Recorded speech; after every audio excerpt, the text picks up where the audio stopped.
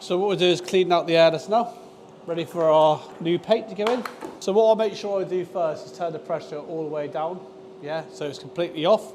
I'll take my dump pipe, which recirculation valve or whatever, there's many names for that pipe, but I just call it the dump because you're dumping out whatever's in there into there. You'll hold on to that and then release your pressure out of the machine by using your switch here. So this is going to switch it into prime position, and that's also going to dump the paint out of that dump valve. So what I'll do is I'll slowly bring that up and then dump it out. Then what I'll do is turn my pressure back up, and whatever paint's left in that machine will then fire through the dump straight into the bucket. You can do it through the gun if you wanted to, but I just think that's a waste of time. Might as well just run it through the machine because you can literally let go of that pretty much and just let that sit in there. What I'll do now is the hopper's completely empty, right?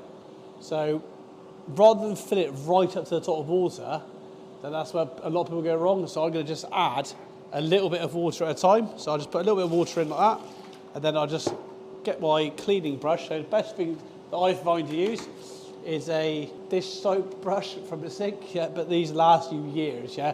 Just get in there and clean that hopper around, yeah, get all that dry paint off. It's very important as well to keep the lid on the hopper so that you don't get a dry edge around the paint, yeah. Because we've been chalking and training, we've ended up leaving it off a little bit, so we've got a bit of dry paint around that edge, but it's not too dry, we can't get it off. But if you let that lid off the hopper for too long, then all of that edge becomes very hard to get off, and you end up putting a lot of bits in the hopper. It's very important to keep this hopper clean. I think that a lot of people, what they do is they leave the lid off the hopper, and the paint dries around the outside of the hopper, and then what actually happens is they end up scraping it, trying to get it off. They end up sanding it with sandpaper, right? So what actually happens then is the paint actually holds onto the hopper even harder then. So in the end, you end up buying yourself a new hopper. So really do keep on top of keeping this clean. You're going to find everything a lot easier. So obviously you've got my dump bucket over there and then my clean bucket there. So what I'll do is I'll transfer now the paints out of that bucket. I'm going to move this one over. Yeah, this is my dirty bucket of paint. Well, water, so this is the dump bucket. I'll just hang that on the side like that. And I'm going to dump that water out there. The reason I didn't go right to the top is because if I fill all that bucket up with water, it's just blue, yeah? And all I can see is blue coming out of that. So I don't want to just see blue. So what I'll do is I'll dump that bit, I'll put some clean in, and I'll put some more clean in, I'll keep doing it bit by bit, and then become cleaner a lot faster. What a lot of people do is they over clean the machine. Very important to remember this, is once I can see my hand through the water, machine is off. Yeah, that is it. You're dealing with stained water, not paint. Yeah, so a lot of times you'll over clean the machine and you actually wreck the packings in the piston with water because the machine's running much faster with just water than it is with just paint. So basically, get it clean, but don't go over the top. Like, you're not looking for crystal clear water, ever. We are now going from one paint to another. Yeah, so if you're going from a cream to a white, and you're changing it doesn't even have to be that clean to swap between colours. But we'll go from dark blue to white. So a little bit more water like that. A lot of people will put the machine like this.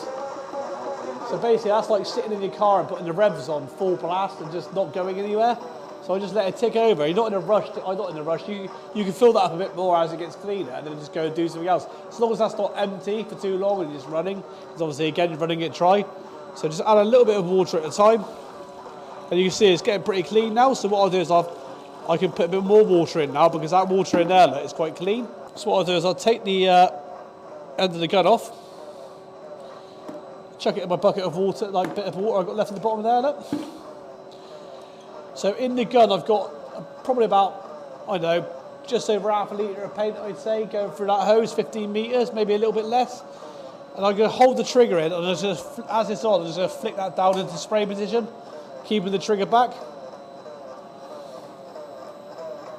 And that is just going to get rid of any paint out of the hose. So it's water now, so into there.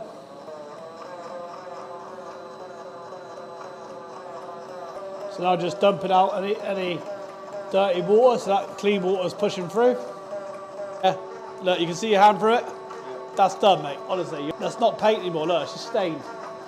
Yeah, but we're changing from colour to colour, so that should be right to go to white.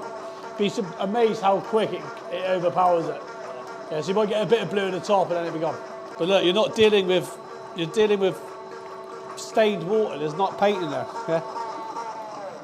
So when you're packing up at the end of the day and you're finished, mate, that's honestly that would be it. It wouldn't go any more than that. Yeah, because you're not dealing with wet paint. You're dealing with stained water, which is not. Look, you can see. Yeah, no paint. Yeah, no paint. So basically, right, when you're looking at the bottom of the hopper, you'll see it's got a lot of bits there. So we probably should have strained the paint at that point, but like sometimes you've got a new tin, then you don't generally would strain. But sometimes a new tin could be dirty paint still. So it's good to strain the paint, but there's quite a lot of bits from the paint, yeah?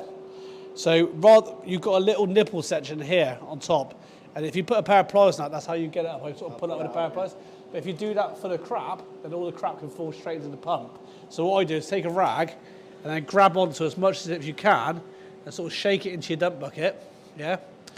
And do that a couple of times. Just pick up any loose bits, yeah? Because you don't want to chuck them into the hopper. So I'm just going to grab them out best I can first. You can actually use a hoover as well to hoover any bits up.